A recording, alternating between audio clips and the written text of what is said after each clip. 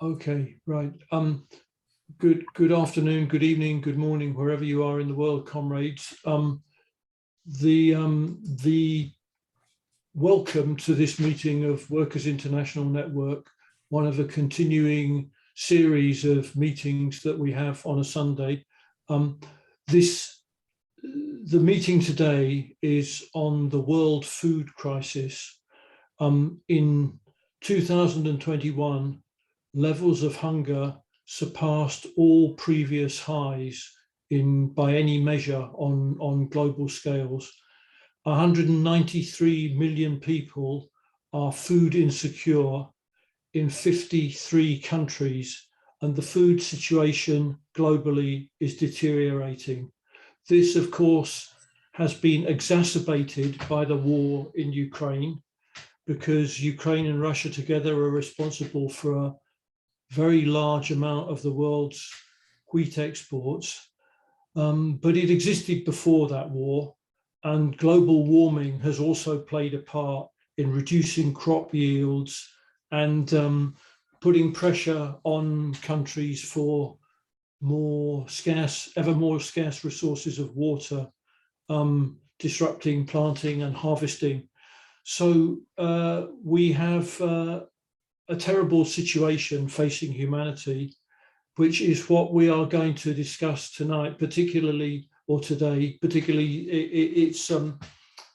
its political implications and its implications for the struggle for socialism.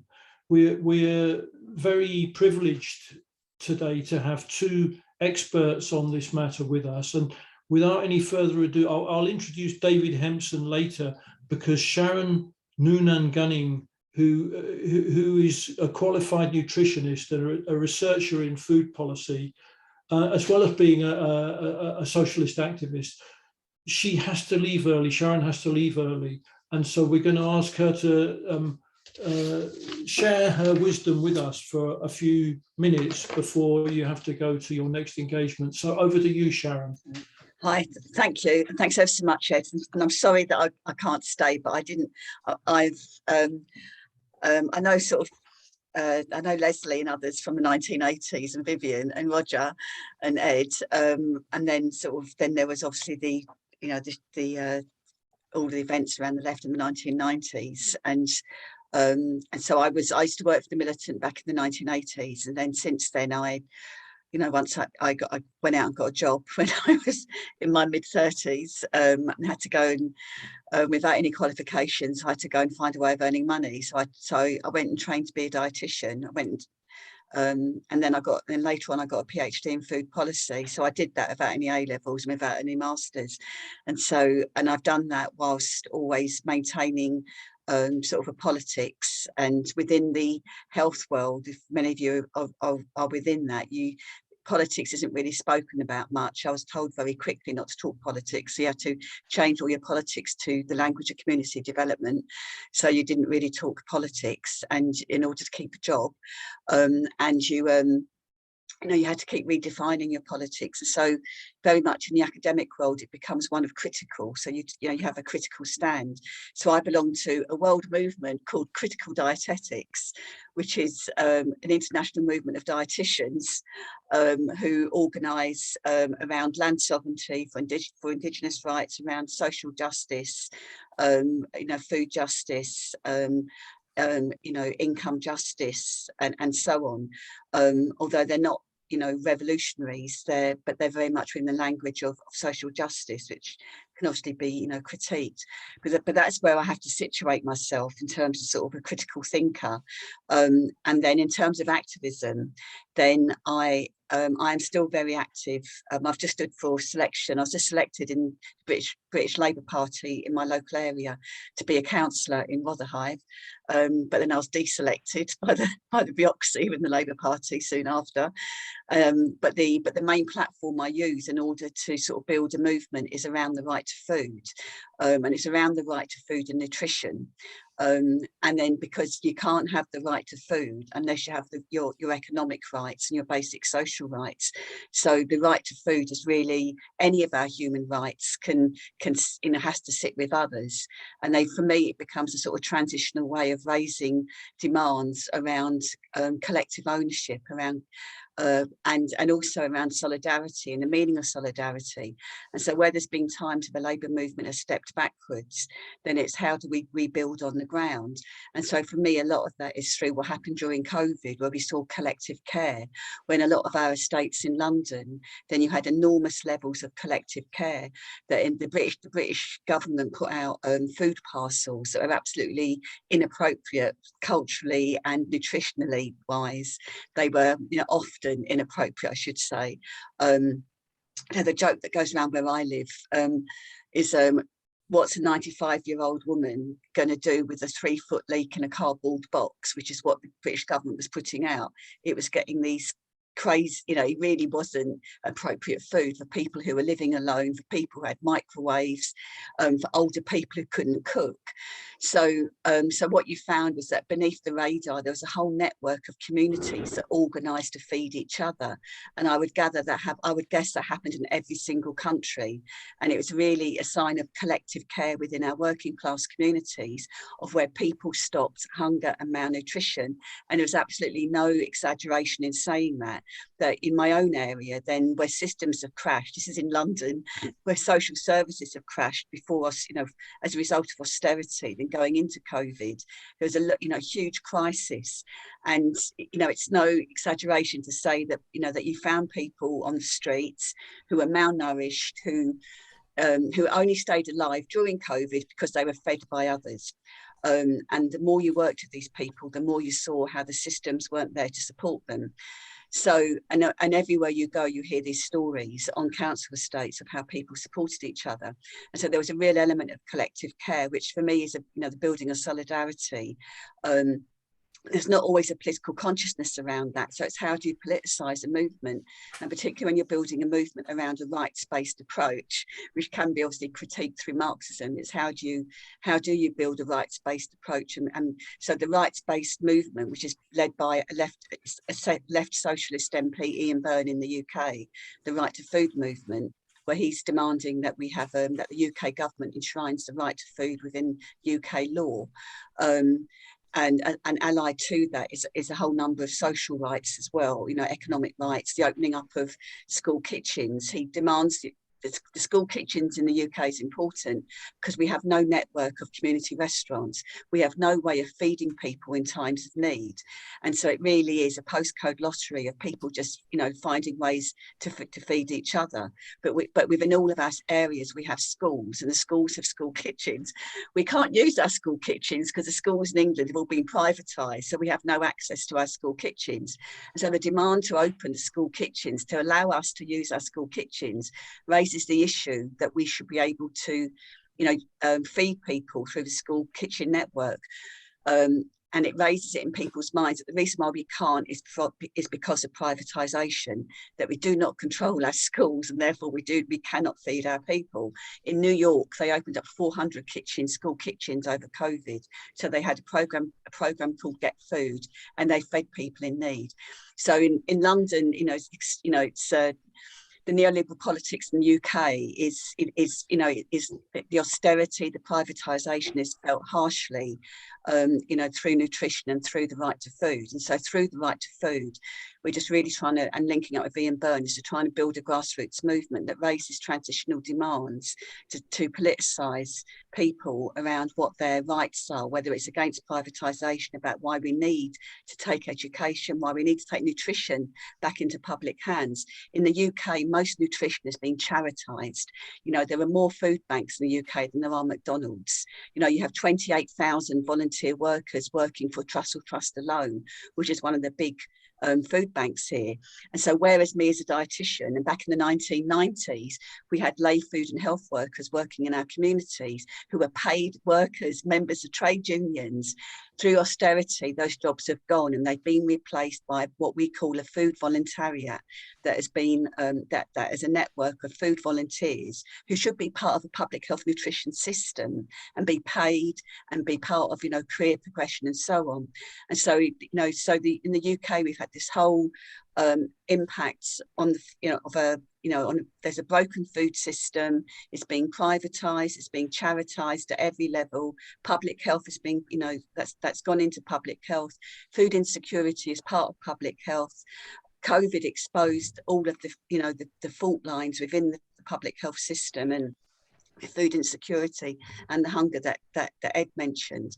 And we're hoping through the Right to Food, it'd be a way of sort of bringing it, of really building a movement. I don't know, I'm speaking just from my head. I can raise other things if you like about the just generally in nutrition, what happens around sort of neoliberal ideas, neoliberal thinking, that a lot of it is around things like behavioural change. And so even when you look at global nutrition and you look at the inequalities that take place, the role of the global food companies, the seed companies that control 50% of seed companies control more than 50% of the world's seeds, seed production and so on, that there's so much monopolisation, and it's how do you how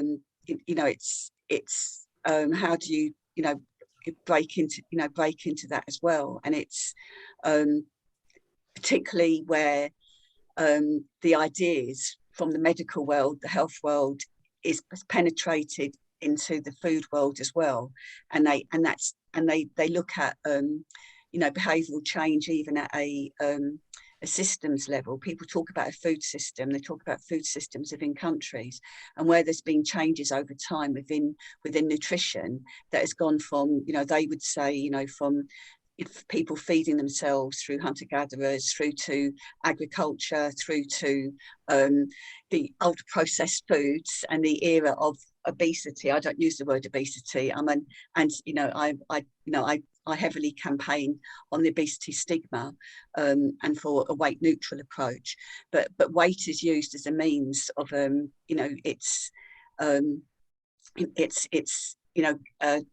country's nutrition status is now characterized by obesity and overweight levels, as well as a form of malnutrition, and then how that changes then within the sort of the research and medical world, they'll talk about behavioural change, and so there has to be system level, government level behavioural change. But the point is, the reason I'm raising that now is because it's not collectivism. It's all based on policies, international policies that are based on an individual approach to change.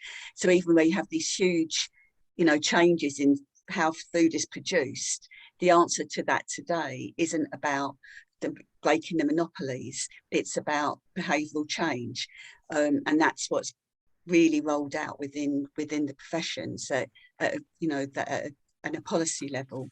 It's about changing behaviours rather than changing systems and monopolies. So that's I probably said a lot there. I don't know if it sort of came together, but I try and link all that together through the Right to Food. And so, for example, on World Hunger Day, which is a corporate day, backed by Hilton Hotels and backed by Citicorp, which is, but sometimes you say in London, you've got to sup with the devil with a very long spoon. Then we're trying to reclaim some of these awareness days by the labour movement. So we've got World Hunger Day coming up on the 28th of May.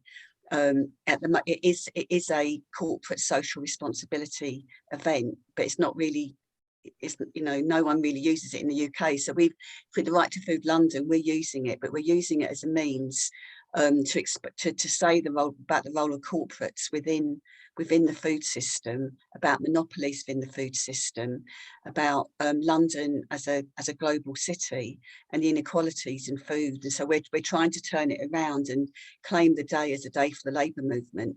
So that's how we're using the Right to Food, linking together some global issues, local issues, and using it to build awareness and to say to the labour movement, these days should be ours, that the labour movement needs to take control of food insecurity in the UK and needs to link it in with incomes and, and the other things, basic needs at this time of crisis.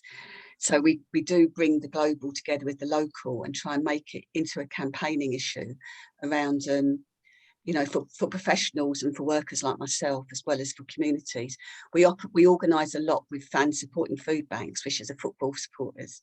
So in South London, where I am, we work very closely with Millwall supporters, and that's through providing food. So again, in this type of movement, we also provide food. So it's the same as in Liverpool, where they have fans supporting food banks and they provide food. Last year I raised a lot of money in order to get food into communities and set up projects to enable food into communities in the way that the Black Panthers might have did back in the day. So we raise money, we organise events, we try and through the words "the right to food," we try and use that to politicise, which at the moment is a movement that isn't very conscious, and we're using the World Hunger Day next week to try and bring together the global and the local issues around the right to food. That's kind of what I do. Right. Sharon, thank you so much for, you said a great deal in just a few minutes, and it's quite clear that you have a lot of expertise and a wealth of knowledge in this area. A great pity that you can't stay for the rest of the meeting, but I would strongly encourage you to come back to some other WIN meetings in the next few weeks and months, because there'll be loads of opportunity for you to share your knowledge with us, and we'd like you to do that. So thank you very much for being here. Yeah, I know. And can I just say, I'm really trying. I have been out of a lot of these loops, and it's just that Vivian contacted me yesterday, which is how I got into this one. But I think, the idea of having a Marxist perspective around these global food issues is just so important, and particularly for young people, because a lot of young people really, they linking it all together, particularly through history. They don't, and using Marx. It's really, sorry, I won't talk anymore, but I do think it's really important to be able to put a Marxist view into a lot of these things, a lot of this discussion that's taking place and action that's taking place now. So I will come back. Thank you. Yeah. Absolutely. Thank you very much, Sharon.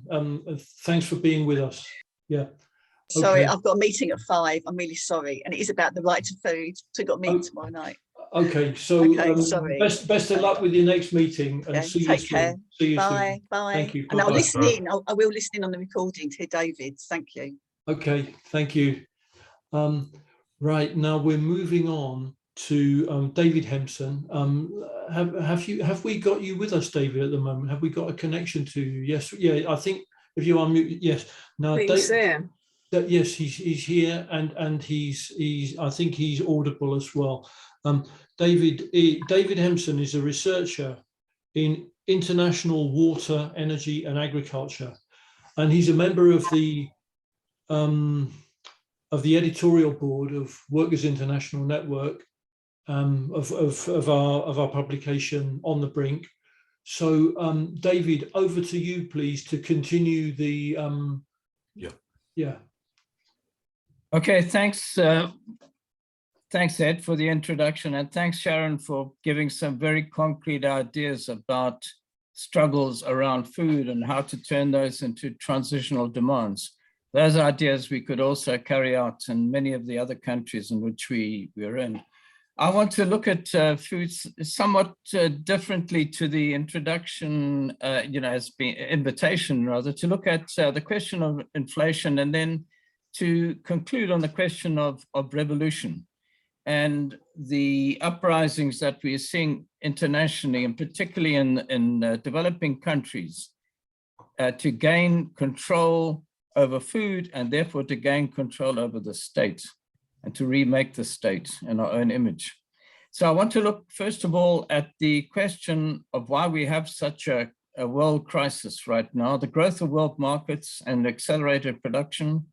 I want to contrast the green and our red revolution, and see how in the third world or in developing countries the issue has been presented, to then look at capitalist decline in agricultural production and the reversal of reform, or at least of production on a rising scale, then some ideas on war, inflation, on currency crisis, and conclusions. I'm just hoping it moves on here.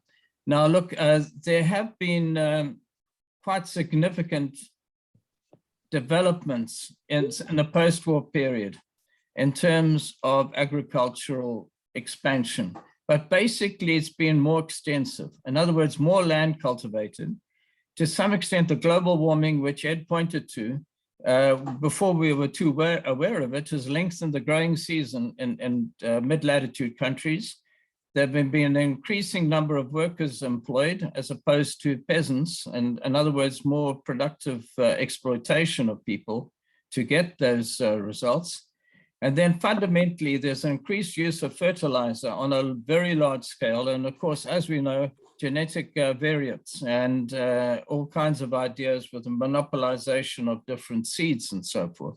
And then also extensively, more farming techniques such as double cropping, as well as more advanced forms of slash and burn, as we've seen in Brazil, where the Amazon forest has been replaced with savanna and farms, and the growth of agricultural products which have been then exported.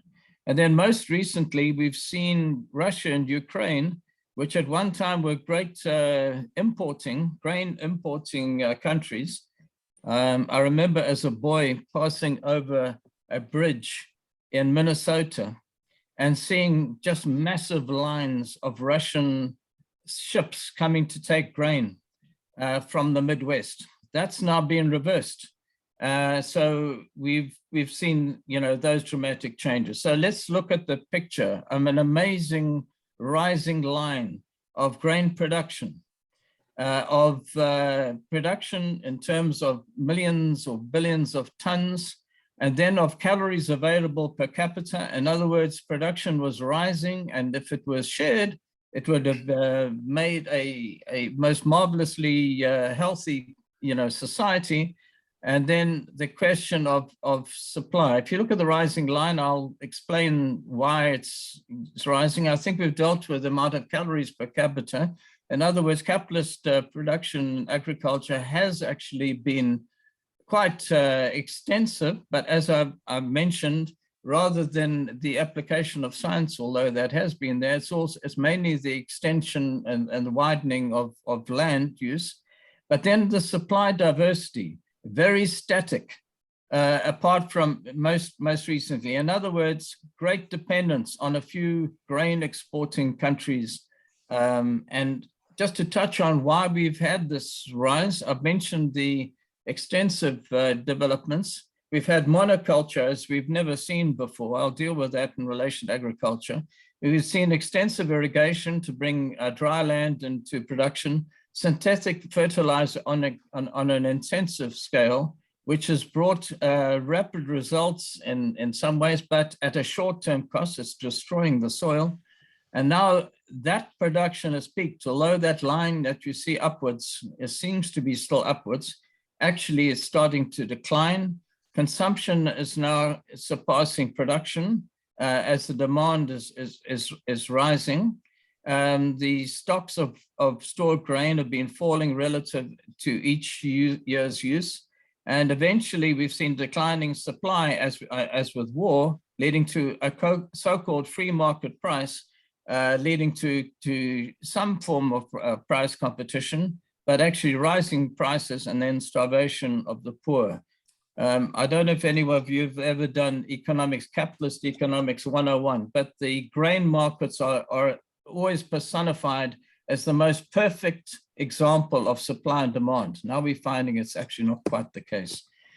In developing countries, we've seen the green revolution opposed to the red revolution. I'm quoting here from a very good article. And this researcher concludes that Americans feared that the impoverished masses would turn against the,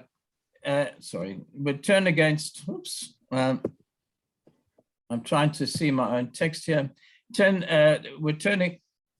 be a magnet for socialist propaganda, and instead they introduced the idea of green revolution, which is part of American counter-revolution, as opposed to the to guerrilla movements. Green, as opposed to red, was the color of peace. Peaceful scientific progress was the alternative to capitalist alternative to combat hunger, poverty, and inequality. And some of the greatest despots we've seen, like Marcos Suharto and Indira Gandhi, saw rice, roads, and schools as the component of their counter-revolution to centralize power and to somehow get some support at the base. So green revolution is far from an abstract or a generalized improvement in science and technology. It had a particular political purpose. But, and this is where we look at some of the buts, it was based on the most extensive use of land and in more intensive use as well, extension of land and acreage, but it depleted groundwater in the US, in India, and China. Now, in the US, many Midwestern states now are reaching the absolute limits of being able to pump water from the ground. I mean, America has had some of the most incredible aquifers under the ground in the Midwest, but in a number of countries, I think Oklahoma was one, farming is now slowing down because there's just not the water that they can pump out and just spray, which causes evaporation of about 50%, and just spray that water around and basically waste water, which has been stored for thousands of years underground and then expended all in the last couple of decades. In India, it's becoming acute. I've put in red there, or you'll see in red there, that a number of states in the north are now extremely vulnerable, particularly Rajasthan and the Punjab, but also I've been in Gujarat, and there you can see there's the same problems of extensive pumping from below. In fact, the state has even tried to stop that by cutting electricity to farmers because they leave the pumping on 24/7, and the water tables are falling very rapidly. And through complicated processes, you'll see salt on the surface of the land is actually turning salty through this, partly because of the monsoons and so forth, and the mismanagement of water systems, and land is becoming so degraded it can't be used in sections, of Gujarat where I've been. And in China as well, they're talking about the limits being reached in the next 10 to 15 years of just basically pumping the hell out of the aquifers and water tables falling beyond economic use. It takes. We've been talking for 10 minutes, David. Thanks, Ed. Keep warning me. Now we have apparently a world goal to end hunger. In other words, achieve food security, and a phrase that I'll go into a little more, achieve improved nutrition and improved sustainable agriculture. Who could be opposed to any of that? But the world is not on track. The current trends show that there will be hunger. We're approaching a billion by 2030. So it's not recent, not just only from the recent outbursts of war. Capitalism is actually being slowing down. Partly that extensive use of resources is reaching its limits. We've seen years now, after years of advance, we've seen steady decline now, hunger and undernourishment again rising in 2015.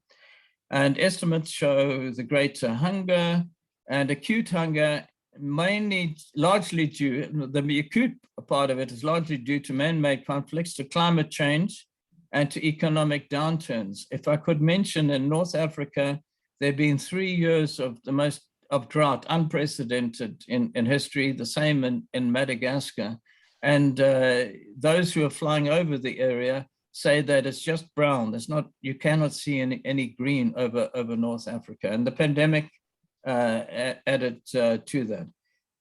So a most profound change in global food and agricultural system is needed if we are to nourish more than the 690 90 million people who are hungry today, plus 2 billion coming up to 2015. Basically, on the current basis, even without the war, we'd have reached those limits. Now, I've got a very complicated slide here, and I apologize, but just bear with me. The red is hunger. The blue is increased yield.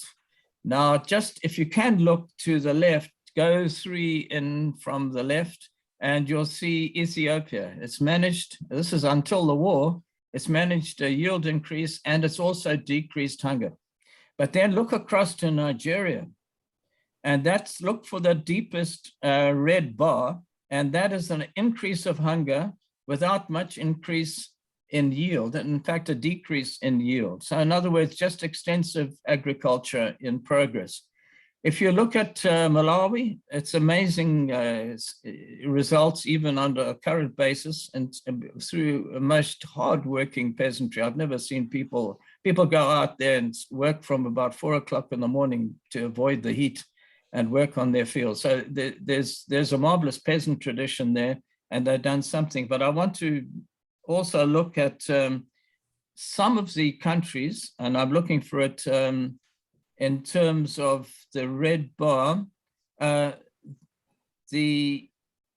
you've seen, if you look to the left there, as a total, you've seen that there's been some yield increase, but at the same time, you've seen an increase in terms of the of hunger. So it's not halving the hunger at all. That was one of the goals of an agricultural project rolled out by Bill Gates and others. Very contradictory developments in terms of agriculture in Africa. Now, while all of that's happening, we've seen global food prices soar in the last months and over the past year. And these prices are accelerating way beyond. These are the prices in USD in terms of United States dollars and other international currencies which are relatively stable. Just remember that those prices that we see are for the people in Africa and to some extent in Asia, but in Africa, currencies are devaluing in terms of the dollar at a very rapid rate. In South Africa, it's sort of stabilized, but in Ghana, there's been something like a 29% decline in terms of the dollar. Remember that all food imports are priced in dollar. Well, not all, absolutely, but the grain certainly is priced in dollars. And the price rises are worsened by rising protectionism. I know it looks like it's another complicated picture, but just look at the bottom line, that's COVID. In other words, during the COVID crisis, there was protectionism, but then it bottomed out. Take the light blue to the top left, and that's the Ukrainian war crisis. And you'll see that protectionism is running out of control. Greater protectionism means permanent rises in prices of grain. Now, capitalist agriculture and distribution has a key contradiction. It produces enough food for all, but people are starving. The world's farmers produce enough food to feed 1.5 times the population.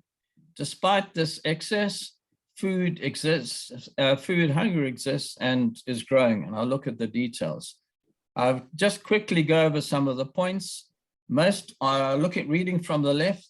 The overwhelming share of world trade in food is invoiced in dollars. The local exchange rate fluctuations of countries like Ghana and Nigeria are in a way they're rising. You'll see the graphs show a rise. A rise is not a good sign. A rise means the number of local currency units to get $1. In South Africa, 15 years ago, we had 3.5 Rand to the dollar. Now it's $15 or $16 to the Rand. Imagine that. It's incredible devaluation. Now in South Africa, that's not such a crisis because we produce enough of our own food. We have very limited imports. But for most of Africa, imports have been rising over the past decades. And this is a catastrophe. US inflation is consequence. The inflation in America is insulated from exchange rate shocks because everyone's using the dollar. but countries which are having to buy in dollars are having to pay through the nose right now and have been for some time. But now we look to the right-hand side, currency depreciation raised profits. We pay for US government welfare and for its war expenditure, as well as, of course, for Russia's war expenditure as well. As grain rises, Russia's a major exporter. We're buying their fossil fuels from them, and that's all had a massive markup. Exchange rate depreciation make US dollars in local currency expensive. It raises markup and profits, so that for the local traders and a section of the capitalist class in these developing countries, this is very profitable, especially for the elite, which is sucking onto the state. US monetary policy spills over effects into inflation, displaces its inflation onto other countries. Now, here are the countries which are most vulnerable. We see a number of vulnerable African countries like Somalia, Benin, then Laos. Well, that's somewhere else. Egypt, particularly Egypt and Lebanon are almost totally dependent on grain from Ukraine and Russia. Sudan, the DRC, Senegal, and to some extent Tanzania. Those imports now are going to be priced at between 25 to 50% more than in the past 6 months. Now, we've had warnings, we hear on the radio and on TV of starvation around the world. And where is it? It's in Africa, but numerically it's greater in Asia. I'll come back to that. The darkest blue is the highest proportion of population in starvation. And so you'll see Southern Africa seems to be okay, but Madagascar is going through a crisis. Angola and the DRC, you see the darker limits towards the equator are in crisis. And of course, as we know, Somalia, Ethiopia are going through a catastrophe of a kind, as well as Yemen, which is just across the water, where starvation is almost permanent. At least the war's eased for some time, but food is an enormous problem. And then you'll see a dark blue across to Afghanistan, to Pakistan, and around there.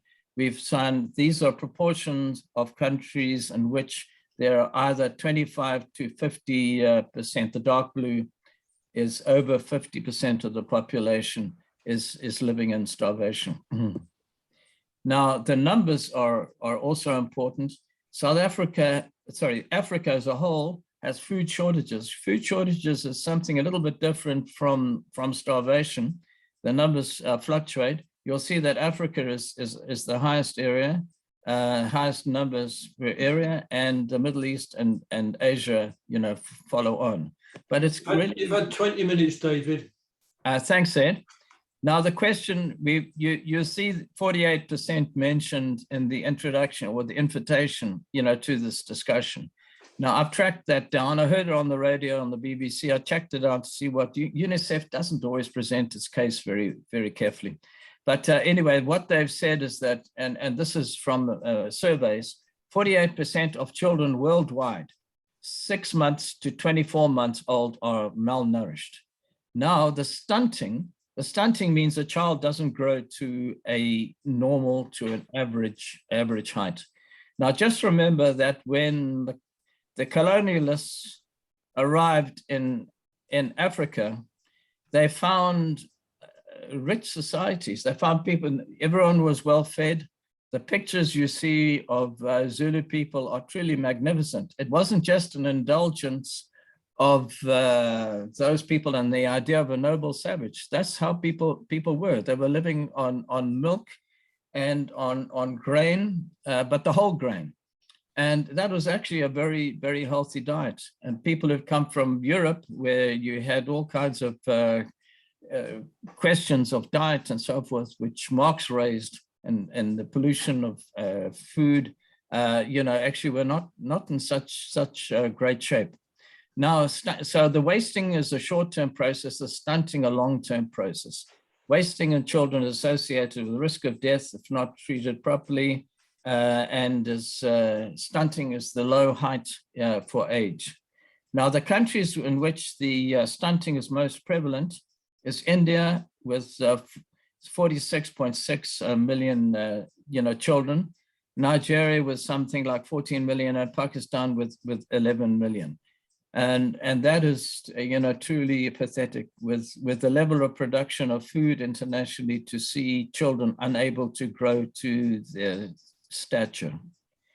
Now, Africa, to some extent, has not been, I've developed a point about world markets being established and the dollar being used as the price. To some extent, Africa has been stagnating, and in the sense that it has been partly incorporated into world markets, but in other ways not. If you look at this, the diagram here, you see that cassava is the biggest circle there. In other words, most food is cassava, which is, there's no international market with that. But then the other traditional crops, such as sorghum and rice. Just remember, the rice that is grown in America is a variant of the rice which came with the slaves. Can you believe that? Africa now hardly produces much rice. You'll see it's a little bubble, down on the right-hand side. But America has taken advantage, of rice production of that kind. Then there's yams, and then wheat and maize. Now, everyone would think that maize was the main product of the main grain that's produced in Africa, but traditionally it was sorghum. Maize was introduced, although African people feel that as a traditional crop, it actually came with colonialism. It actually came from South America. And then wheat is hardly produced. So to some extent, the rural people in Africa have some defense against globalization, but the urban populations are totally dependent on global markets. Now, who is profiting from world markets?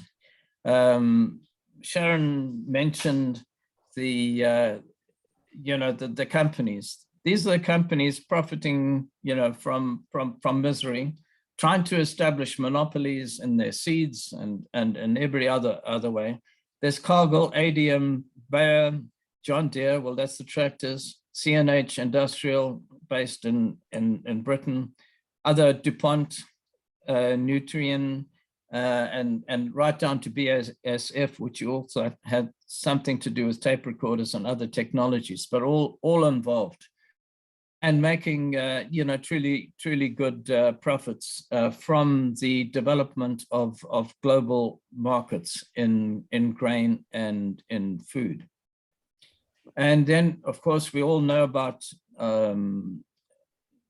Monsanto,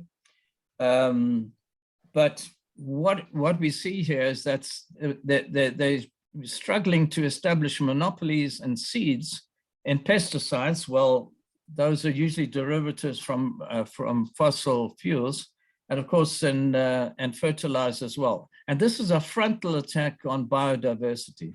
I think the figure I heard recently is that there's something like a third, compared to 40 years ago, Britain now has a third of the insects that it had in the past. People would laugh and say, oh, well, at least we're not bugged by mosquitoes or something. But this is actually changing our entire living environment, and with effects we really don't know. Monsanto is driving ultra monoculture. In other words, those seeds die. They cannot be, you cannot take seeds from a Monsanto seed or a plant and have further plants. It's designed, to limit itself to a single season and then die out. And we've seen the elimination of insect life. If I think of the environment that I grew up with, it's totally different when I return, to my home area. Now, some conclusions. First of all, food insecurity is a factor of extreme dependence on world markets, which have been crushing local markets. Well, local markets, I mean, right down to, say, a village or something of that kind. You've seen in Africa, to some extent, there's been a loyalty or a continuation of local crops as opposed to wheat and to maize. But urban populations throughout Africa are totally dependent, on world markets, because the rural, apart from in South Africa, because of the very poor development of local agricultural markets. We can see that insecure is a function of currency. It's a function of wealth and poverty and monetary crisis. And particularly the depreciation of currencies in dependent countries, has been a catastrophe for the people. We've seen the rise of inflation is providing extreme pressures. The picture I showed was in the beginning was on Sri Lanka, and it shows, as we know now, people are actually struggling to get rice, quite apart from being able to drive their cars or to be able to be, to have any transport. Extreme pressures now on state expenditure. In other words, there has to be ultra contraction of state expenditure, and a forex even to buy the basics. So foreign exchange is the limit. Now, cities are argued are enclaved and are most integrated into global markets, and the urban working class has a responsibility and a task to be able to, to mobilize and to pull on the rural masses to join them in overthrowing the regimes which have been catastrophically mismanaging local production of and agriculture, and are in a sense entirely neo-colonial and against the people's interests. Urban working class is a key factor in developing countries. Our policies, I think, drastic change from one strategy to the other has to be quite carefully thought about, because Stalinist policies in the past have been catastrophic in terms of agriculture. We do want to see the nationalization of corporates, these monopolies which were highlighted there, and scientific advance. The science is really only beginning to reach rural people in developing countries, and a commitment to regenerative agriculture. Sri Lanka played the game of trying to go to organic farming, which is entirely possible, but it's not possible in 6 months or 9 months. It has to be taken very carefully and considerately, and we have to maybe for some time depend on fertilizers, which may be imported and elsewhere. We have to see a radical redistribution of the land. Part of the point I should have made earlier is that in South Korea and Japan, the stabilization of capitalist rule was through redistribution of the land and increased agriculture. And that was something which now capitalism is very reluctant to undertake anywhere in the world. We wanted an accelerated flow of resources and knowledge to farmers, and to explore every kind of communal way in which the management, production and management of food, is undertaken. And then finally, but most obviously, we have to have the full participation of women, who actually in Africa and in Asia are often the farmers, who are actually able to change their lives and the lives of their families, and develop a future for humanity and for themselves, their countries, their regions, and for humanity. I'll stop there. Thanks, Ed. Okay, thank you very much, David. Loads of really interesting information, very well presented, and some good slides. So we've got a record of that with the record of this meeting. So thank you very much, David. Loads of questions, no doubt, will have come to people's minds. Loads of points that comrades want to make. So I'm going to open up the meeting to discussion. If any comrade would like to start things off, please raise your hand. Okay, I'm going to go for Matthew. Hi, comrades. Yeah, thanks to David for that. It was very, very interesting, useful. I think there's a couple of points to be made, really basic points to be made about capitalist agriculture. One is, of course, it's, as David has said, it's unsustainable. And we see actually, of course, it's degrading its own basic mechanisms and so on. You see this in terms of, as David said, first of all, obviously the destruction of insect life, which of course is vital for the ecosystem, and of course you wind up with a situation where you're actually threatening to crash your own ecology. And the other thing, of course, is the actual destruction of whole areas by various means, which is happening all over. I mean, if you take, you can, particularly, of course, in relation to water. So you can look at, for instance, the fens, which is in England, in Norfolk and so on, which have been critical farmland. And actually, of course, the way that farmland was exploited was, of course, to drain it of water, which was central to its actual existence. And of course, what's happened, of course, is that basically all the fertility and the peat which constituted that land has now gone. In some cases, that land has dropped by 20 or 30 feet. And all of that stuff has been stripped away. All of that fertile material and so on and so forth has been stripped away. You can see it probably to an even greater extent, as David said, in terms of the US. As he said, in terms of the draining of aquifers, both in the Midwest, but most starkly of all, I think, in the Southwest.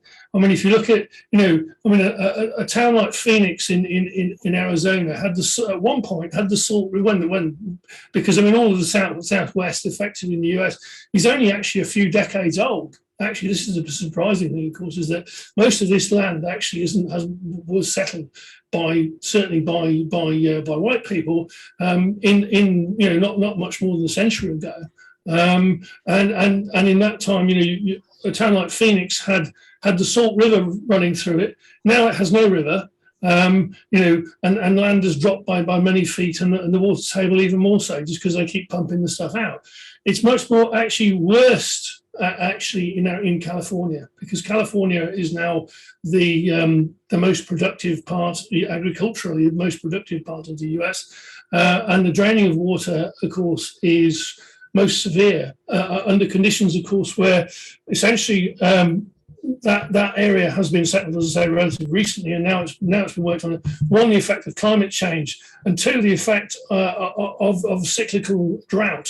That actually, you're going back to the conditions which existed in the area some 800 years ago, in which there was less water than now. So what's happening, of course, is as you pump out water out of aquifers, actually land collapses. And again, it's gone down by many feet, 20, 30 feet in many cases. And they're still growing these crops, which are water intensive, and there just isn't water, and there won't be the water. Because this is, as David said, is fossil water, and it's not replaced, especially under these conditions now. Both with cyclical mega drought and of course exaggerated by climate change, which has just has changed the whole basis. And so there will be a food stress, food crisis, in terms of production in the US. The other thing, of course, the other factor is the fact that, of course, capitalism insists on feeding much of the grain that's grown to animals, which is incredibly inefficient in terms of what you actually then can supply to people. It's much more efficient to say, well, supply people with grain. You can grow enough grain, but capital insists on shoving it through the guts of an animal, which is, of course, incredibly inefficient, and basically to suit the elite and those who can afford it. And depriving those people, everybody else of the chance to eat the stuff. I think the second point, really, that I want to make, apart from that degradation, is the fundamental contradiction between capitalism itself and agriculture, because capitalism is so unstable and actually operates in such a short term and so on and all this sort of stuff. It's actually incapable of running an agricultural system. Agriculture is long term. Any serious agricultural system is long term. You're talking about, you never plan less than 5-6 years. All this sort of stuff. And actually, what you're looking at is the maintenance of a system of agriculture over decades. And so, what happens, of course, is that all of agriculture in the developed capitalist countries, the metropolitan countries, is actually then divorced and subsidised, heavily subsidised by governments, and actually, in effect, in many ways, nationalised. And you can look at the EU. I mean, the EU's budget, actually, the major part of all the EU's work has been to subsidise and support and develop protections and to run agriculture to a scheme, and chuck a lot of money at that. And the same is true in the US. All of these things exist. That's how they do it. So that really you can say, agriculture, and I think even Marx even makes this point that actually, agriculture there's fundamental contradiction between agriculture and capitalism, and therefore, we seriously have to say, look, obviously we require a plan, and we require to get away from this crap, because it's unsustainable, and we can clearly see what that is. I think there's a separate issue. Matthew, apologise for interrupting you. You've been talking for over 5 minutes now. Okay, no, fine. There's another comment over there. Please, if you've got more to say, hold on to it. And if there's a pause later in the meeting, put your hand up and I'll bring you back. Okay? Yeah, no problems with that. Thank you. Thank you, Matthew. Next speaker in the discussion is Carol. Hi, I have Matthew said a lot of the things that I wanted to say. I mean, the capitalist agriculture is completely unsustainable. California aquifers are completely dry. Things that were lakes before are, trickles, brooks, maybe now. In fact, it's so serious that people are constantly on fire alert because it doesn't rain there at all. And so it's a profoundly destructive approach towards feeding people. But, in the Green Revolution really sort of started in the 70s in the United States with this idea that you were going to feed the world. And it gave the capitalists, and especially DuPont and places like that, companies like that, reason to use chemicals because ostensibly people were hungry.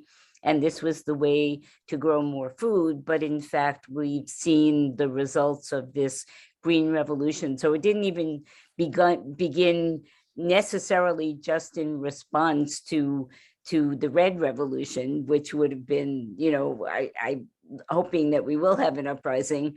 But it was also to promote chemicals so that they can use them on the land and then, ostensibly grow more food for people who are starving around the world.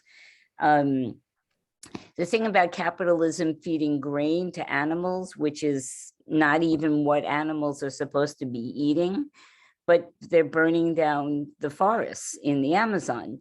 And so this whole system of anarchic capitalism is really destroying the planet.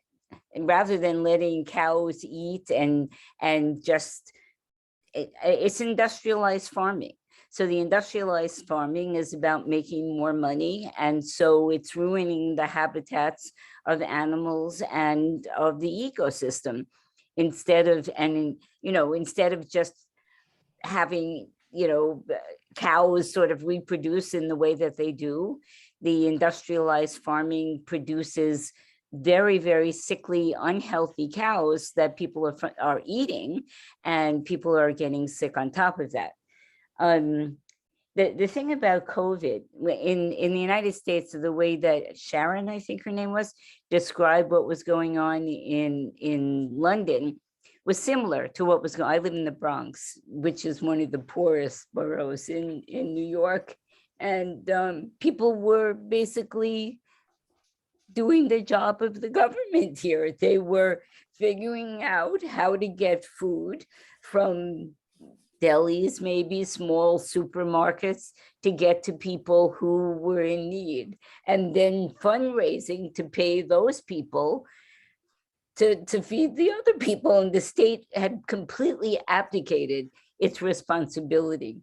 And, it sort of reminds me about what happened in pre-revolutionary Russia, where workers essentially stepped up and took care as best they could in a starving population, figuring out how to feed people as best they could. And if this is not an argument for communism. I don't know what is. Capitalism abdicates its responsibility. All of these companies made fortunes off of COVID during this period, killing workers and forcing them to go to work in incredibly unsafe conditions. And it was workers that really stepped up to the plate to help people feed each other. And so I think that we have to really promote this idea that capitalism is not only killing the planet, but also is incapable of feeding its people. So we need to, as workers, change the system, because it's only in a socialist society where people are going to be able to feed humanity, where we have the ability to feed humanity, and not make tremendous profits off of it, which is what's happening with Cargill and all these other companies. But essentially it has to be socialism and internationalism. That's it. Thank you very much, Carol. What you said is spot on. There is no one with their hand up at the moment. If you'd like to say anything, please raise your hand. Just while comrades are collecting their thoughts, this is one question to throw in, perhaps for David or other comrades to come back on.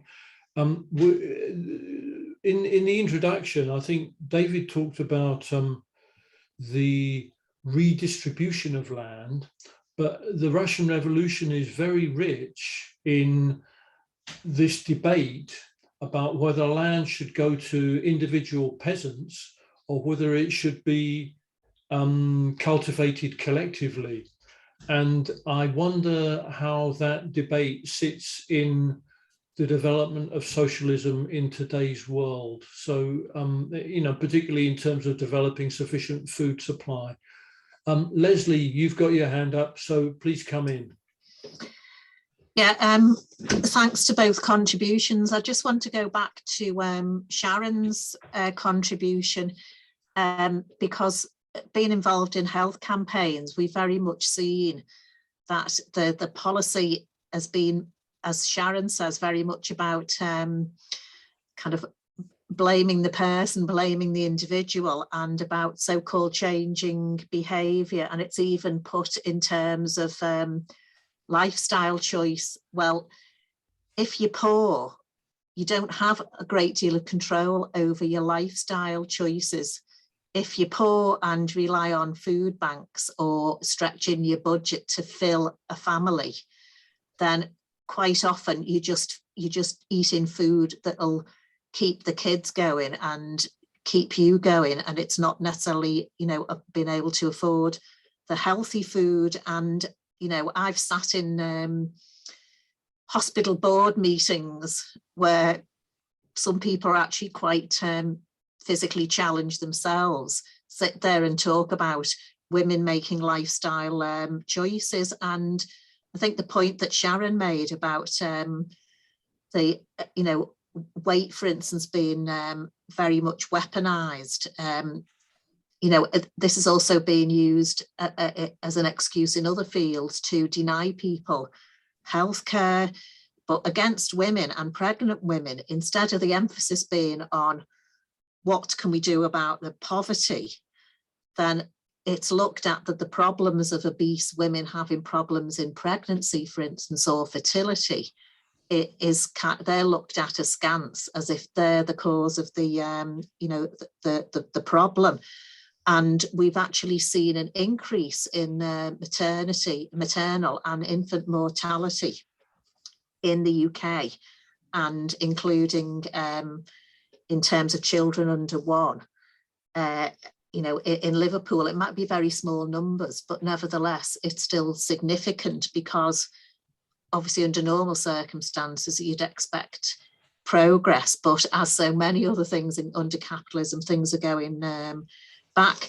Now, we've linked up, our NHS campaigning has linked up with the food pantry and the right to food people, and we've leafleted people attending the food pantries about the privatisation of the NHS and linking it obviously to the wider issues. And pre-COVID, despite the fact that the UK is the 5th or 6th richest country, there was a 62% increase in food banks the year before COVID. That is the year before COVID. So you can imagine what the situation is going to be, you know, after COVID and with the cost of living increase. And again, pre-COVID, 1 in 4 parents in Liverpool skipped a meal to feed the kids or to stretch the budget. So I think it's very important to inject the politics of solidarity and, I'm not charity. I thought Sharon made some really interesting points. And I think the other point was that a lot of the food banks collected, it always struck me when I was working in Toxteth, which is one of the poorest parts of Liverpool, as we know, that they were always collecting for the food bank at the Tesco's, which was round the, in the heart of Toxteth, round the corner from the job centre, round the corner from the Citizens Advice Bureau. And it's often been the poor feeding the poor and looking after people. And there's been a drop in donations to food banks because obviously a number of those people who had their heads above water are now, not able to keep their own heads above water to support other people. So I think there's lots of political points that we can make there. But I think the other thing is just about thinking about what the political consequences are going to be, because obviously on a world scale, we're going to get more movements of populations, more war over resources.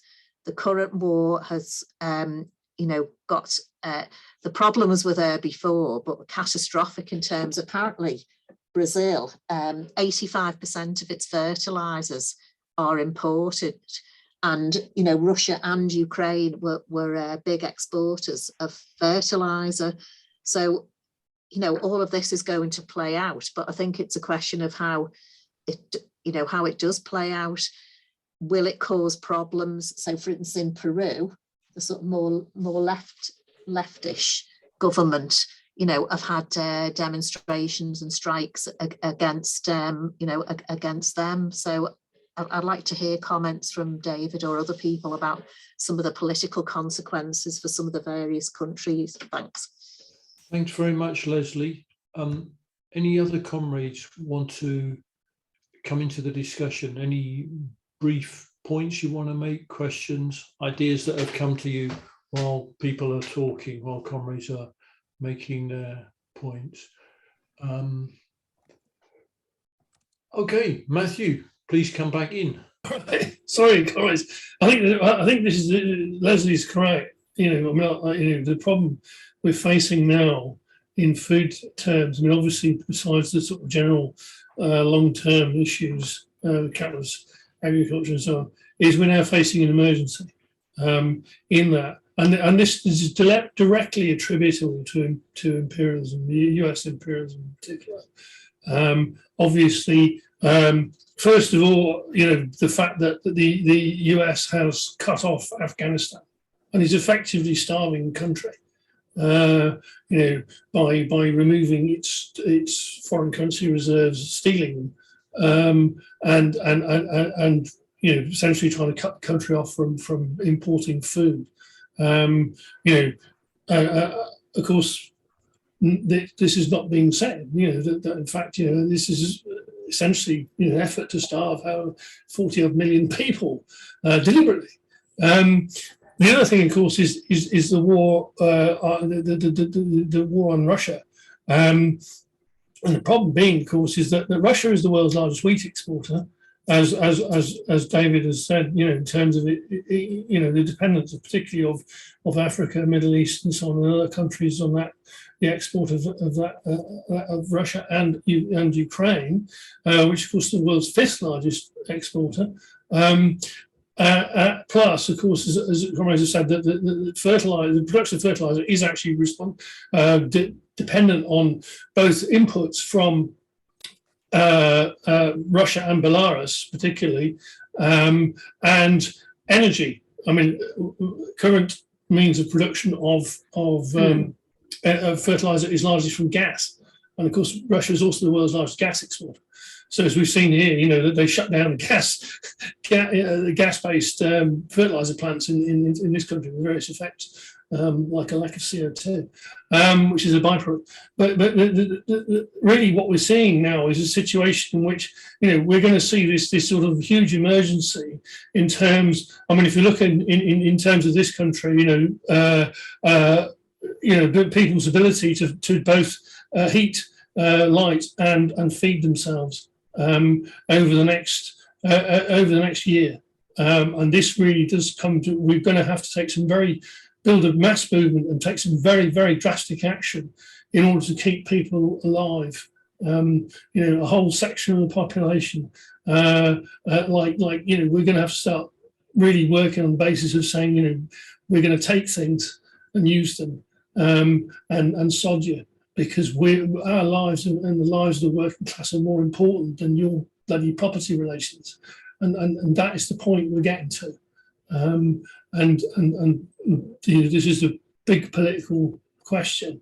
I mean, the issue obviously is even sharper in the Middle East and Africa, in political terms, immense, and in terms of a desperate need for an alternative to the imperial system we have, which is effectively deliberately starving large sections of humanity. Okay, thank you, Matthew. Next speaker in the discussion is Dominic. It's John. John, okay, apologies. Come in, John, please. I think one point that David made was very important, and that was that in the distribution of land, we need to tread very carefully and have a thorough debate involving the communities in the area, and also involving the scientific community. Because in the 20th century, there's been one catastrophe after another to do with land. You had the forced collectivization in the Soviet Union. You had all sorts of catastrophes in the Soviet Union where agriculture was merrily going its way on one hand, and then polluting other areas like lakes, rivers, and some very large lakes and inland seas. And in America, you had the catastrophe of the Dust Bowl. And the catastrophe of the Dust Bowl came about by the fact that nobody actually bothered to look at the land in the Midwest, in the prairie states, and realize if they'd have taken notice of the local Native American population, they'd have known that the heavy ploughing that took place to produce wheat, was going to be a catastrophe. And the ploughing that took place started sometime around the First World War in the teens and the early 20s in America. And there was a huge dust bowl that didn't just cover the state of Oklahoma, although Okies are the one group of people that, if you like, are identified with the Dust Bowl, but it covered Texas, Arizona, and a whole raft of states in that middle belt of America. And if you like, there was a program on public broadcasting America about the Dust Bowl.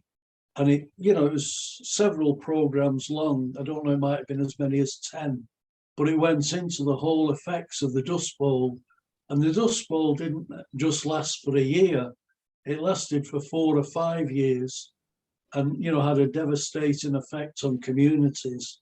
And the fact that science seriously needs to be involved in the discussions on land, on production, and, if it's left to the capitalists, I think it was Trotsky said, well, it's either barbarism or socialism. And it looks as though we're heading for barbarism the way things are going. One's only to look this year alone at India, massive rainfalls in the wrong part of the year, huge heat waves taking place. We had the, whatever it was, COP28 last year in September, and everybody pledging to do their bit. Now, they seem to have all thrown that overboard and realised, oh no, there's more money to be made in fossil fuels. So the only point I'm making is that the whole question needs an involvement of the scientific community, as well as, if you like, people involved in land. I'll just finish on one small point. The area of Ireland where my father came from, which is southwest Donegal, a local priest who used to work in Luton went back to Ireland, and his main thing was to try and stop migration from Ireland to England, because he saw the devastating effect it had, particularly on men, you know, who spent most of the time in the pub, etc. And his solution was to develop cooperatives.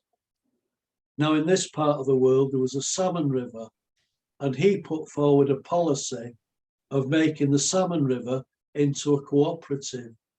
And one of the main things was to ensure that that salmon river was well seeded with salmon, and that it would be alive for generations to come. Unfortunately, there were people, local people with vested interests, particularly a group of people who netted salmon at the mouth of the river. And he said basically that had to go. And this small group of people wrecked the idea of a cooperative, because a well-seeded salmon river would have encouraged, if you like, tourism that would have brought about bed and breakfast, hotels, and because it was a mountainous part of the country, not just anglers, but mountain walkers, and it would have encouraged other, if you like, activities in the area that would have made it a sustainable, profitable area. But because a small group with vested interests, if you like, sabotaged the plans for a cooperative, you know, that salmon river now has a catch and return, and there are very few salmon in the river, so all of them are return to the river. It's just a small thing, but the real need is, if you like, a real diverse involvement. That agriculture isn't just for farmers, agriculture is for the whole community.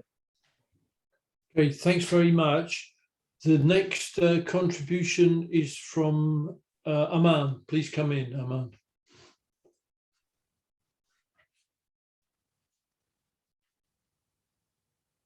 Sorry, I was just turning the telephone off. I think it's been a very, very good discussion and lots of good points coming through. There is one thing which I just wanted to probably re-emphasize that was said earlier, and that is the question of the cost. Obviously, with the issue of the war in Ukraine, countries like Egypt are immensely suffering as the biggest exporter of grain. And also, it has been something which has been, in terms of the cost, it's not necessarily because of lack of resources, which was correctly explained earlier. But the idea is that I think when we look across the world, there are the issue of the cost of living, literally with regard to food, has grown immense. And we see the situation, for example, in Lebanon, we've seen the situation in Egypt, we've seen the situation in Iraq, and now we're seeing it in Iran as well. The actual cost of obtaining food literally has gone up several folds over. And most of the bourgeois states are currently saying that the cost is partially because of the issue of the war in Ukraine. But given the fact that it was there before, they're blaming the cost of obtaining food in the hands of companies that actually have complete monopoly over it. And this is something that a lot of media across, at least Middle East, have been using as the reason why the cost of living has gone up so much higher. I think it was true to say that the costs are going higher and higher, but at the same time, the actual cost of production has gone lower and lower. I'm not disputing the points that was made earlier, but I'm just trying to emphasize another viewpoint probably on this that we could expand on.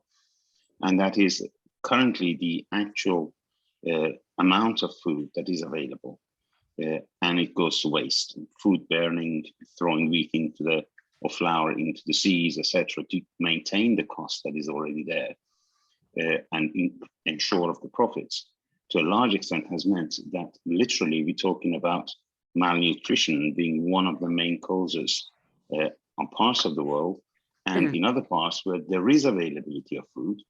It's not the case that we do not see food in the shops, but it's the case that the cost of it is so much higher. And it's not just an issue of inflation, but the cost has gone so much higher, and the profit that is made from it is so immense that there is an intention to actually retain that lack of availability of food. And I think probably if you look at it from this angle, probably one of the main issues that the capitalist states do have in their hands, and one of the main ways of suppression, is through enforcing of that excessive cost of living as a means of suppression. There is nothing that can suppress, or one thing that does suppress more than weapons and jails and imprisonments, is the actual enforcement of inability to maintain yourself. And that is one thing which we actually see as well. I think what was said earlier shows that there is way out. There is not the question of lack of food. And what we're seeing at the same time is the use of the cost of food as a means of actually suppressing the working class. And this is one thing which is actually has linked a lot of protests and a lot of struggles which is happening across in many countries. As I said, mainly I'm looking at the Middle East as one point to emphasize on, is inability to actually maintain yourself. And the cost of food and the cost of living from that point of view is hugely played in the hand of the states as a means of actual suppression, as a means of reducing the protests, and as a means of ensuring that it is actually suppressed. It's not possible to just go on strike, not because of literally guns or imprisonment, but mainly because it would be impossible to maintain yourself, and not being able to maintain yourself and seeing the death and hunger going on is one of the major issues, which is actually linked to the cost of food and the profits that is made out of foods. Thank you. Okay, thank you very much, Aman. Any other comrade want to come in? No. Oh, Carol, you want to come in again? Please do. Please do. Just quickly on that, Aman's last point, during the period of the Dust Bowl in the 1930s, when Roosevelt, who was the New Dealer, right, the liberal, as opposed to Hoover, he paid the agri-growers not to grow food because they were part of his base. So he subsidized them. And they're still they were for a very long time part of the Democratic Party, which is another argument for why not to support any of these bourgeois parties. But for years, they didn't grow any food. And here you have mass starvation in the United States, in major cities like Chicago. People were dying every 7 hours of starvation.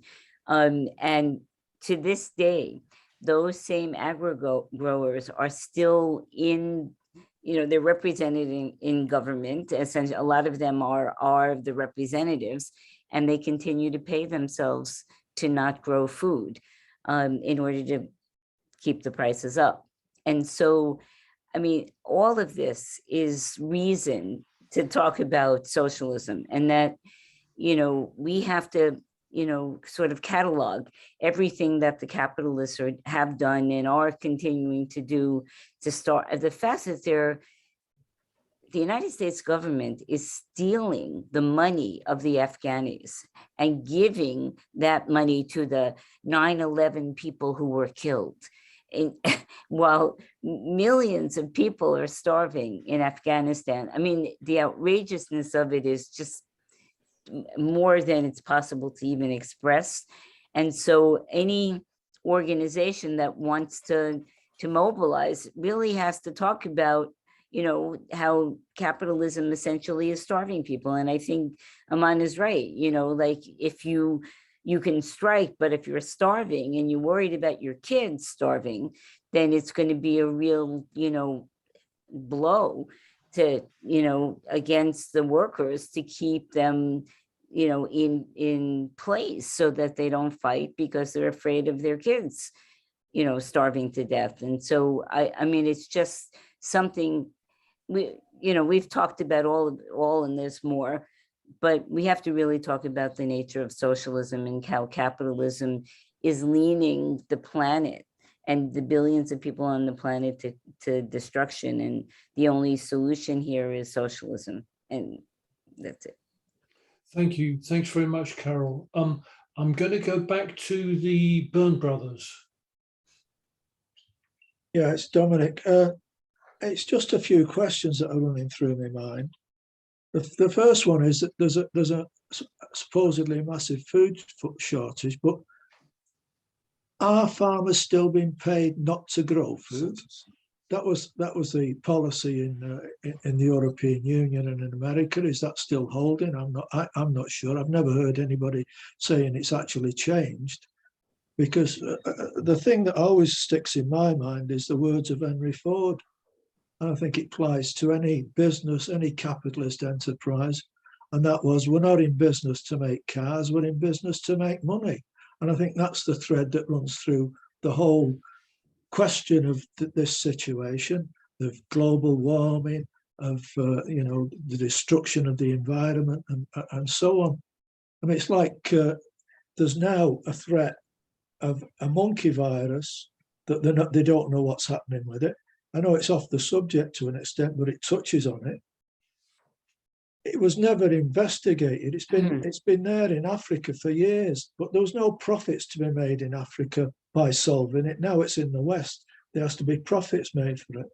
And as far as the inflation's concerned, I'm wondering how much of this inflation that's taking place, certainly in the West, I don't know how far it goes, is down to quantitative easing in 2008. Is that paper money that they generated then flowing back into the economy now, into the real economy?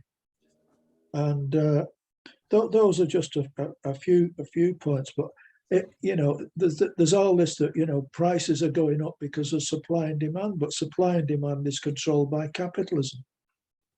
It's just a means of billionaires becoming trillionaires, presumably. I'll leave it at that. Thank you, Dominic. Any other comrades want to come in to this discussion? There is still some time. Now, I'm going to suggest that I invite Thomas, you put something up in the chat about a film that touches on this matter. Would you like to just come into the discussion and explain what you're trying to what you're trying to get across in the point you made in the chat? Thomas, please come in if you would like to. I only wanted to recommend the movie for you. Maybe you have already seen it, but it was 2 years or 3 years ago when I saw it, so it's not so fresh, my memory, but I was quite impressed about the question of the power of the faction of the capitalists who are involved in the nutrition industry, and especially in the meat industry, and in the United States, but also in other countries. And it was, yes, quite impressive that even the leaderships of the NGOs were frightened or even bribed by the capitalists in that branch, in the meat industry, and therefore they were not really mention this issue and wanted to divert to other aspects of environmental and climate questions and so on, but they wanted to touch the question of the power of the capitalists, and also the brutality of this faction of the capitalists were demonstrated in this movie. therefore, I recommend the movie, the film for. And YouTube, you can see it in full length, I think, as well as on Netflix. Okay. That's all. I mean. Well, thanks very much, Thomas, for drawing that to our attention. That's great. Would any other comrade like to? We're getting towards the point in the meeting where I would ask David to come back and sum up on the discussion. But if this is a last opportunity, if anyone's got any small point they want to make, any question that's been in the back of their mind, this would be the chance to put some other ideas into the discussion. Just give people a minute to think about that. Okay, well, David, would you like to come back maybe on the points that have been raised and sum up the discussion? Yeah, comrades, so look, thanks for all the contributions, and I really did enjoy, felt I learned quite a bit from Sharon and explaining what you could broadly describe as the politics of solidarity, which is where we're going to grow and regenerate socialist ideas, I think.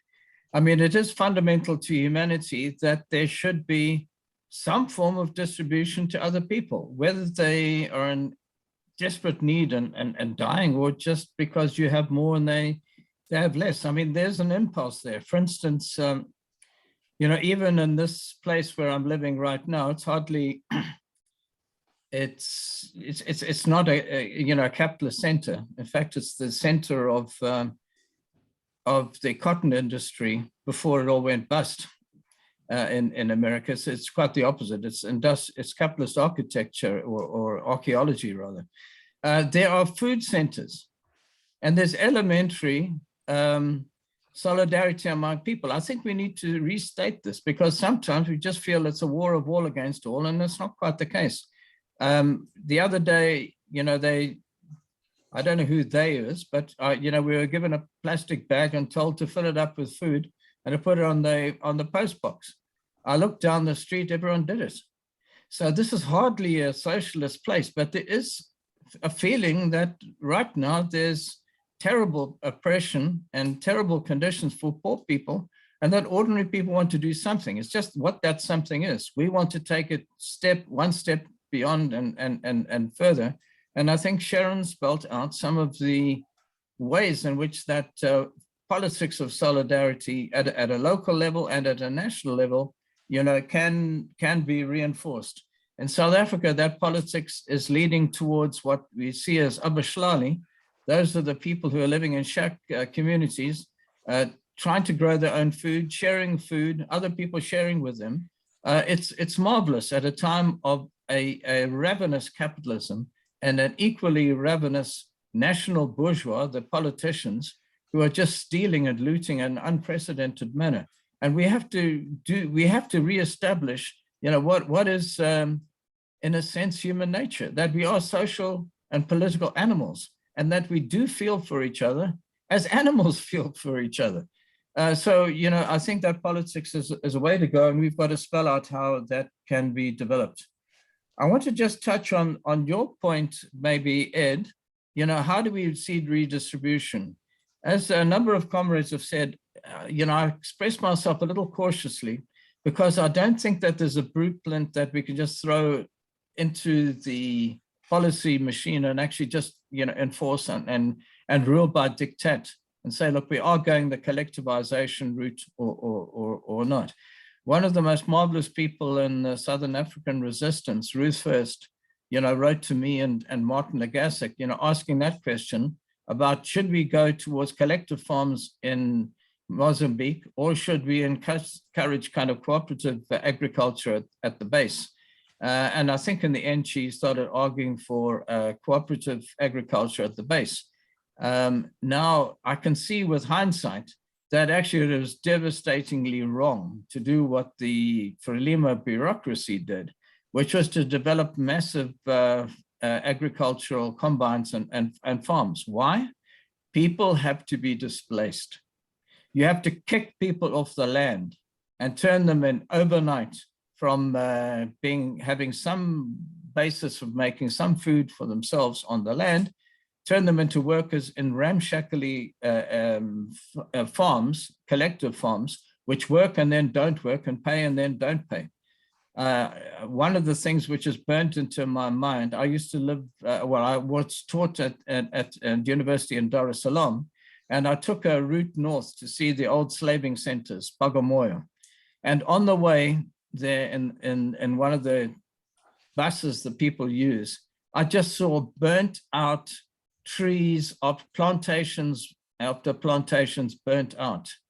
And those were plantations which produced nuts, you know, which were incredibly useful in a sense in terms of export and actually local production. But the state had taken over the production there, had formed a whole agricultural bureaucracy, you know, to manage it, and then had not paid. Previously, it was Indian in-between men who had paid the farmers.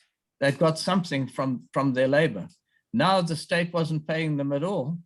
The reaction from the people from below is just to burn the whole thing down. The destruction was immense. And it's taken decades to be able to sort that out. And that's somewhat, in other words, anything that's top down in agriculture is doomed to failure, in my view.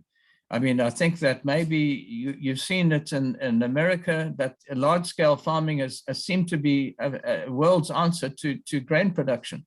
But now it's creaking and falling because it's actually depleting water, and by the way, it's depleting the soil. An agronomist I spoke to says the use of fertilizer, the extensive chemicals on the land, turns marvelous soils into sand and a bit of humus, you know, humus and not much else. In other words, it breaks up the land, it breaks up the soil. That rich soil, which should be so productive, is broken up by the application of chemicals. And this was someone who was not particularly averse to, you know, to fertilizers in general, but had seen this himself. So in other words, we need to, I would say that we need to have a dialogue. I'm thinking about third world conditions now, where you have a peasantry. I think a dialogue with that, I would say consult and work with women. That's the poorest, those are the people who are actually doing the labor in agriculture. Work with them, form cooperatives, yes, and all kinds of communal forms of solidarity, provide scientific inputs. One of the, well, not one, but many of the innovations which are turning out to be quite successful in the evaluations I'm running, all on a capitalist basis, but still, let's look at the idea. The idea is that people now have cell phones, even people in rural areas, and that information about rain, about flooding, about the right time to plant, all the latest scientific knowledge can be made available, not by diktat, but as suggestions to people that they can consider about taking interventions, when to apply manure or fertilizer if they have it, when to plant the seeds, and when to harvest. Sometimes even harvesting, the decision on harvesting can be quite decisive, because if rains are to come and flooding, then you've lost the entire crop. But if you harvest at certain times, it could, you know, a week earlier, you've actually got that grain in storage. So I would say we would. I'm talking again in a third world context. That is really important. I think when we look at the multinationals, we can see that the billionaires, the corporates, are actually immensely destructive. The idea of Monsanto, of actually being able to develop different cultivars, different seed varieties and so forth, and then design them so that they cannot reproduce, is unbelievable. It's anti, well, it's against all humanity, and it's an attempt to develop monopolization as intrinsic in capitalism against competition, and those institutions have to be nationalized. We have to spread the scientific knowledge, what scientific knowledge there is, so that we can use it in different ways. In coffee production, for instance, it's only now that they're realizing that actually there's been such a monopolization of different varieties, but actually in Ethiopia, there are other variants which actually would be very, very useful and actually much hardier in terms of climate change. So we have to apply science and make it freely available to people. Then we deal with this absolute astonishing, what can you say, absurdity, that huge amounts of agriculture are designed to feed cattle. So it's not only grain, Matthew, it's also soybeans. Soybean production, I always wondered why there was such huge soybean production in Brazil and in America. That goes straight to the cattle to be able to improve the cattle stock, maybe to feed them up just before slaughter, so that it improves the meat, so that they can get a higher price for that. So huge. So in other words, the Amazon is being devastated, not only to directly have cattle on the land and turn it into savanna, but to turn that land to soybeans and into grain maize production and then feed it to cattle. It's an absolute absurdity. And we can't do it. It also leads to complications. For instance, when I was in Zimbabwe, no African people would touch yellow maize. And the reason was, despite the fact yellow maize actually is tasty, it's nice in a way, but it's fed to cattle. Because it's fed to cattle, people will not eat it. Even during a crisis, people refuse to eat it. There are cultural factors in food. They wouldn't touch it because it's humiliating to eat such food. So we have to see the ways in which food should be destigmatized in those ways. Now, I think it was Leslie raised this question of how do we talk about diet, and how do we make it non-judgmental and a conversation rather than a set of judgments. But look, we have an enormous problem in terms of nutrition. When I've traveled south to North Carolina, I cannot believe the level of obesity I see. You can see people struggling to walk who are only in their late 30s, just so overweight. In other words, what's happened now, is it their responsibility, or how do we discuss such matters? Let me discuss it in the South African context. African people have always been short of food. So when food is more available and relatively cheap for a while, that was maize meal, then people tend to indulge because it lasts you over. So it's like having a bit of a binge after being starving. And unfortunately, that leads to overweight, particularly, if I have to say it, among women. Now, that means that they are, and I'm thinking of individual people I know, sometimes struggle to walk and actually have problems with their limbs, with their feet and with their knees. And actually, they have to have all kinds of treatment for that. Now, this is a terrible way to live. When you look back at the history of let's say, of the Zulu people, of African people before colonization, I mean, this is a marvelous people, physically and dentally, I mean, the teeth and all the rest of it. This was not a people who were starving or on the point of extinction. And now we've seen a real degradation in terms of people, just who we are, just how we are made up. Personally, I'm engaged in a fight against sugar. In the past, when I grew up, I used to eat what was called black people's sugar. That was dark sugar. And it was called I hate to use the term boy's sugar. It wasn't white sugar. White sugar was refined and for white people. But now all Black people will want to eat white sugar, which is, I mean, incredibly degraded food, because it's seen as something better. In other words, we have to discuss these things because often they're racial and all kinds of stigma attached to it. Basically, we don't need sugar. Maybe we could manage with honey, but the whole of humanity would be much better without sugar. One of those bubbles I put up in terms of African production was sugar. It's one of the largest. I think it's the third largest bubble there. It's not something which is giving energy, but it's not giving nourishment to people. And I think we need to open up a discussion in schools and communities and elsewhere about the diet, which hopefully is tasty, and actually and far less meat.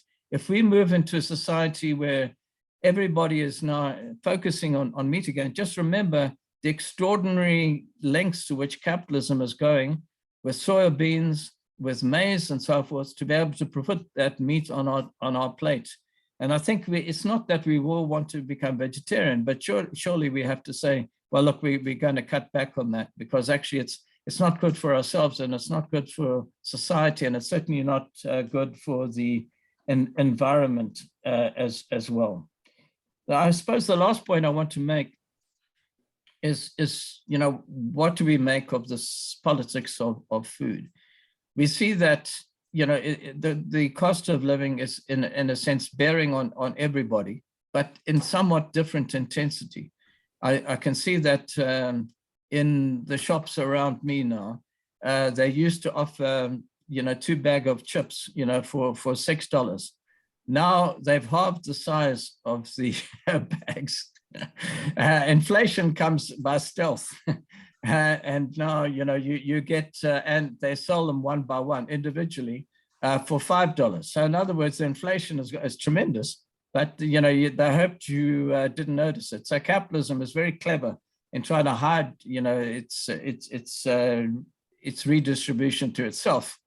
But in other ways, we need to look at this and engage. I think the idea which is current and win about can't pay, won't pay when it comes to the to paying for energy and to paying for other services which are being ramped right up.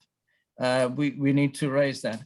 But now we look at the situation in Sri Lanka, and we can see that people literally are starving. It's impossible even to get milk into the tea because that was it seemed to have been imported.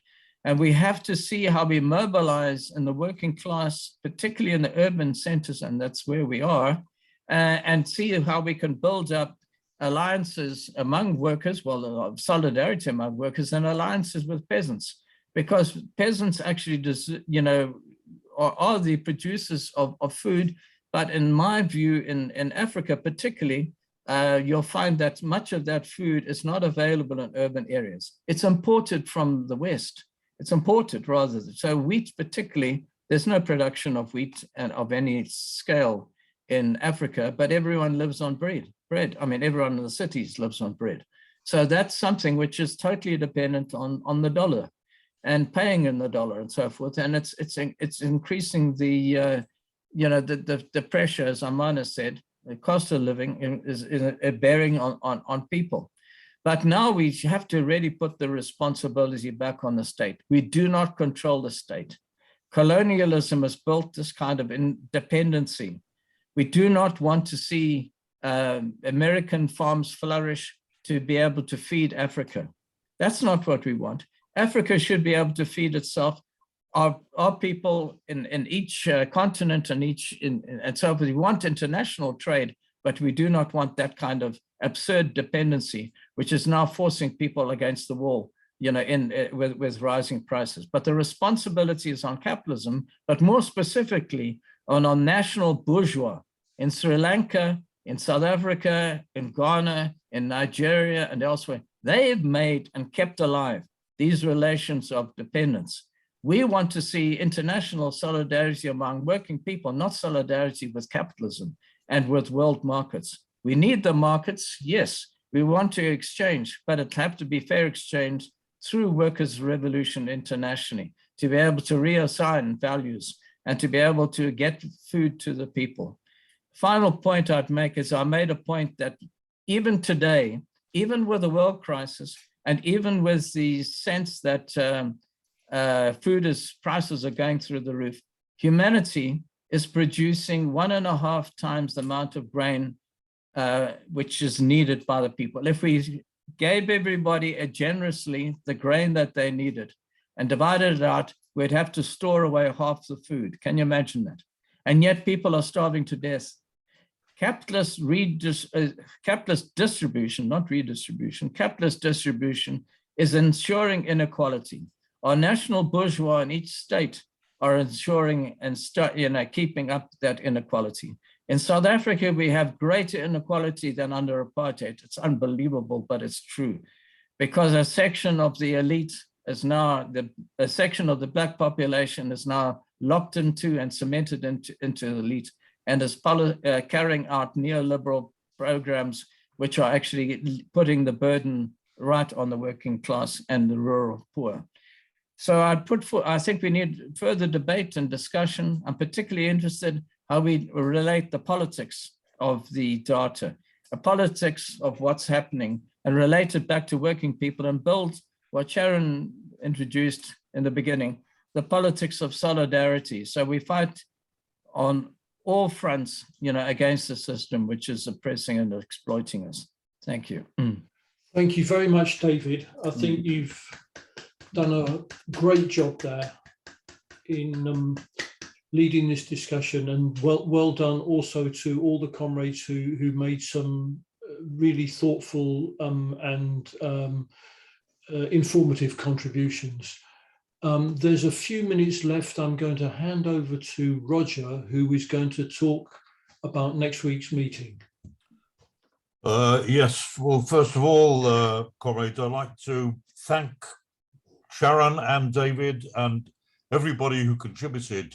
I think it's been one of the best discussions we've had. I've learned a huge amount, and I think all of us have, from their reports, which were fascinating and also alarming and in some ways horrifying. And, we call our journal On the Brink, and this is just one example of how humanity really does seem to be on the brink.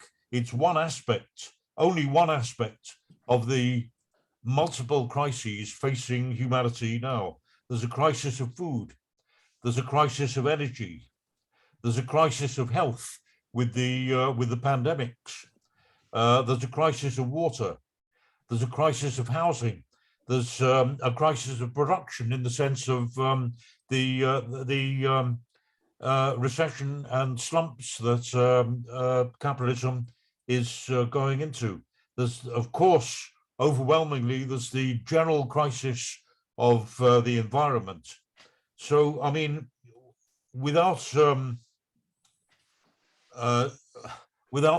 explaining any more about all that, we just have to say that, humanity is really is on the brink in so many senses. So after a period of really half or even 3/4 of a century of relative respite in history, we're really going back to the horrors of the first half of the 20th century, and if anything, intensified many times over.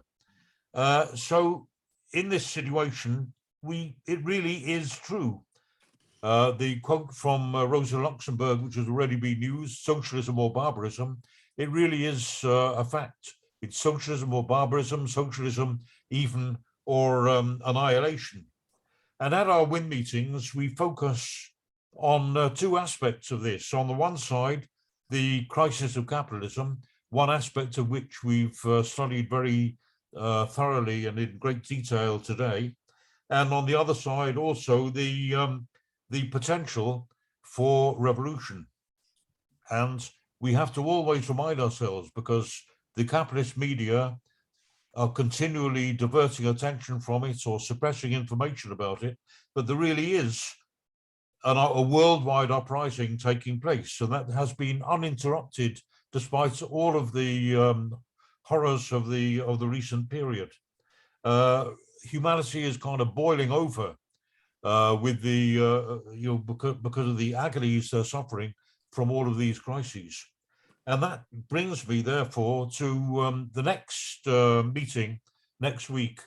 One of the brightest hopes, if you like, for the working class and for struggle is in Iran. And our comrade Aman, who spoke today, will be bringing us up to date on the state of the working class and of the crisis in society in Iran. I think it was about a year ago, or maybe a bit more, that he gave us our last report, a really inspiring report. And I think I would very much encourage everybody to come, and to encourage all your comrades to come to hear the news from Comrade Aman. So see you next week, comrades. Just one point, sorry, before we leave. some facts.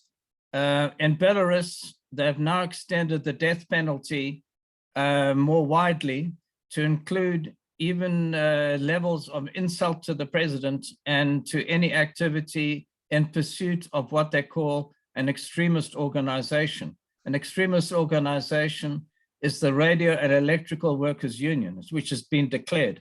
We have a comrade, Gennady, who's facing charges. I'm not quite sure how they're being framed, but death penalty is part of the package now.